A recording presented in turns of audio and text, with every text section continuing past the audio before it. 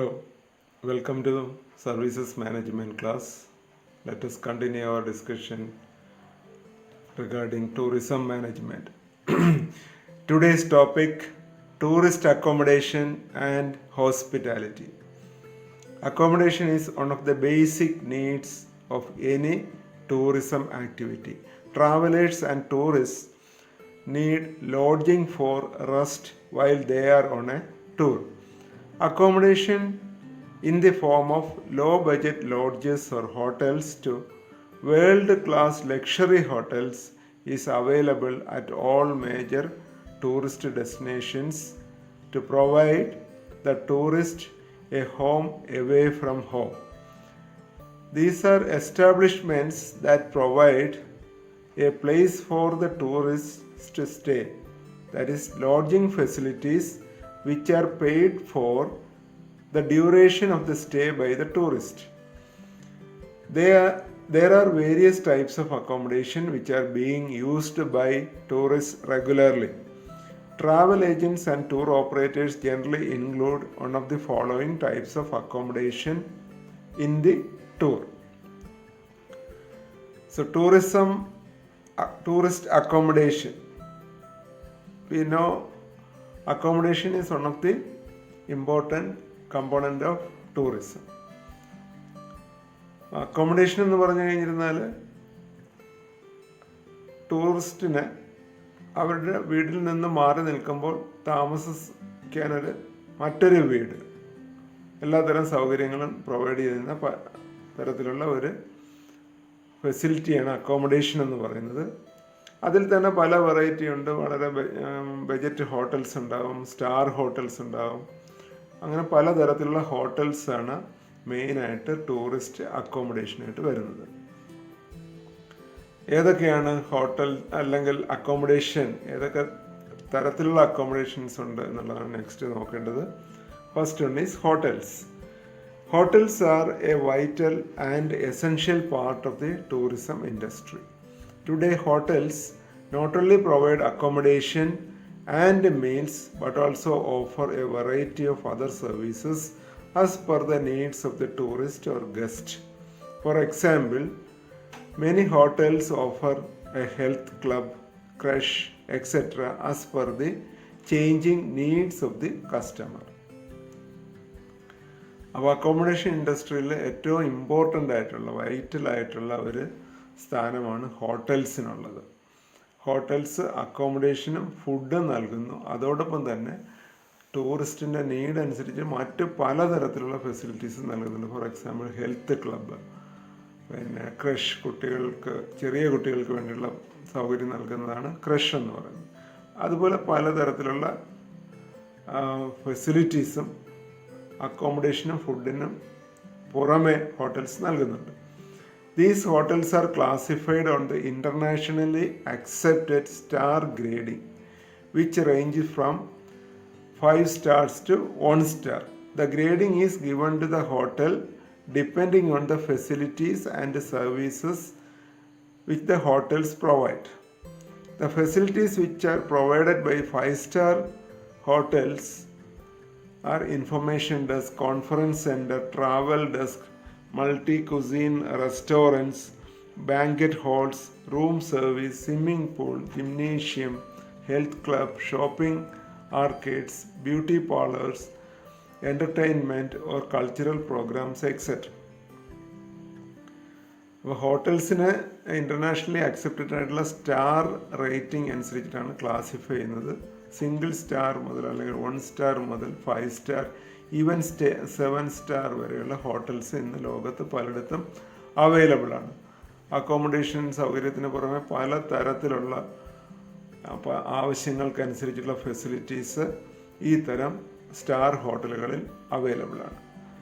അക്കോമഡേഷനിലെ next കാറ്റഗറിയാണ് motels. They are located on highways and expressways. The tourists who are transient mode and cost conscious prefer to stay in this kind of accommodation. These motels not only provide parking space but also certain amenities such as television, restaurant, swimming pool, etc.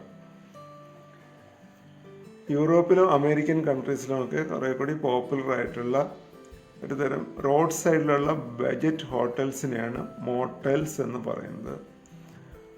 ഇത് താമസ സൗകര്യം നൽകുന്നതിനോടൊപ്പം തന്നെ ട്രാവലേഴ്സിന് അവരുടെ vehicle park ചെയ്യാനും even ചെറിയ തരത്തിലുള്ള repair ചെയ്യാനുള്ള സൗകര്യവും ഇവിടെ അവൈലബിൾ ആണ്. മറ്റ് ഫെസിലിറ്റീസ്, റെസ്റ്റ് എടുക്കാനും എൻ്റർടൈൻമെൻറ്റിന് വേണ്ടിയിട്ടുള്ള ഫെസിലിറ്റീസും മോട്ടൽസിൽ അവൈലബിൾ ആയിരിക്കും. Next, third type of hotel is floating hotels. These type of hotels are located on the surface of water, which may be sea, river or lake. These hotels have facilities which are similar to regular hotel. Example, houseboats of Kashmir and Kerala, or old cruise liners which have been converted into a hotel. The below picture shows one of the floating hotels.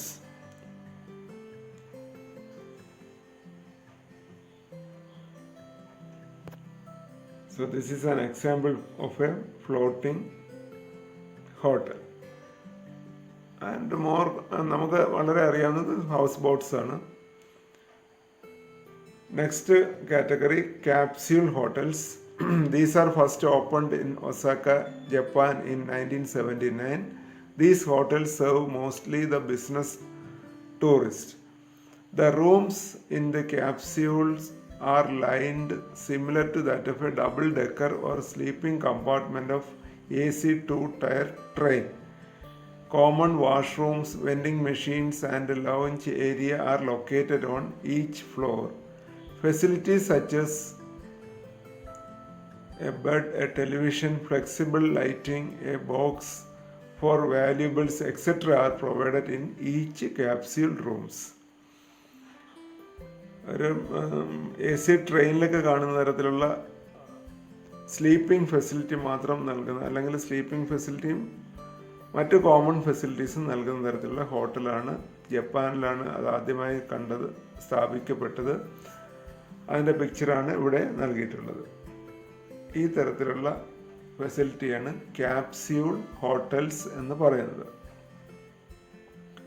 Next, heritage hotels. These are old properties like castles, forts, palaces and havens belonging to royalty which have been renovated and converted into hotels.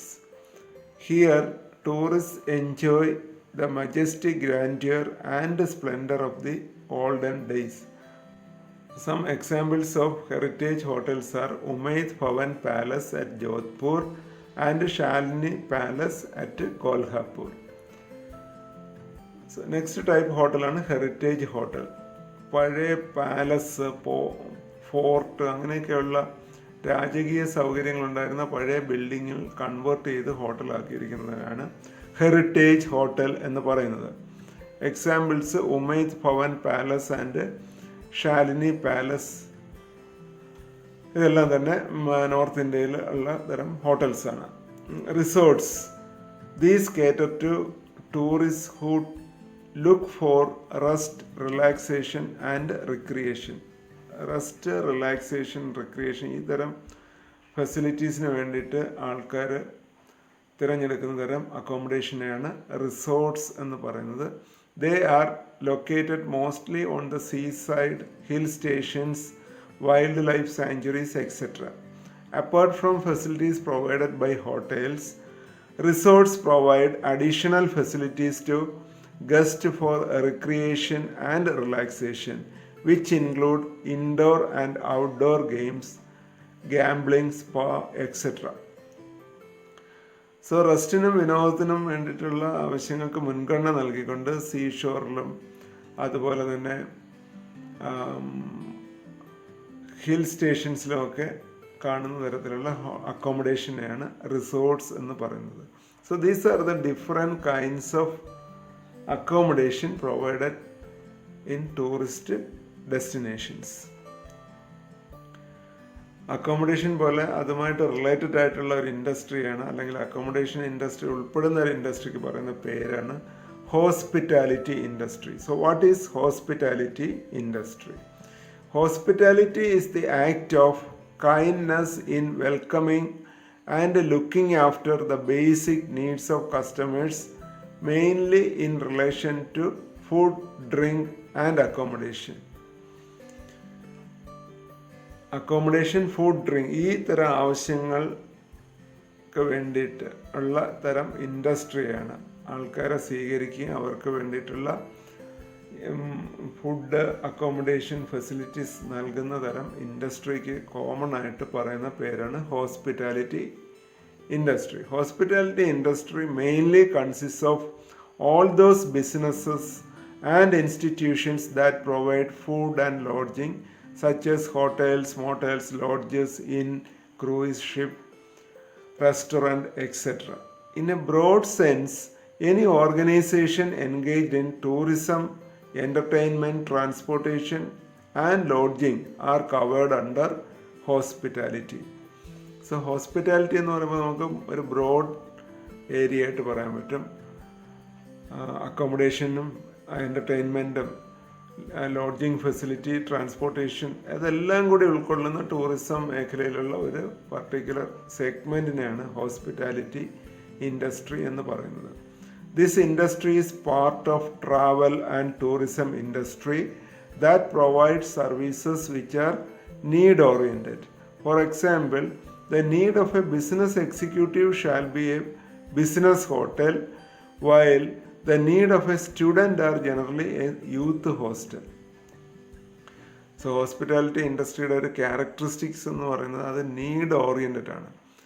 Business traveller ആണെന്നുണ്ടെങ്കിൽ business ചെയ്യുന്നതിനാവശ്യമായിട്ടുള്ള office സെറ്റപ്പോട് കൂടിയിട്ടുള്ള hotels ആയിരിക്കും ആവശ്യം. അത്തരം ഹോട്ടൽസിനെയാണ് business hotels എന്ന് പറയുന്നത്.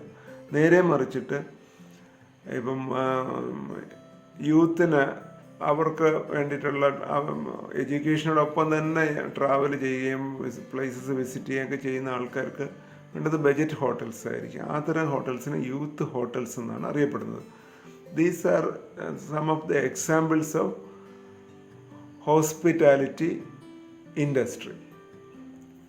Okay, let us conclude today's discussion. Thank you.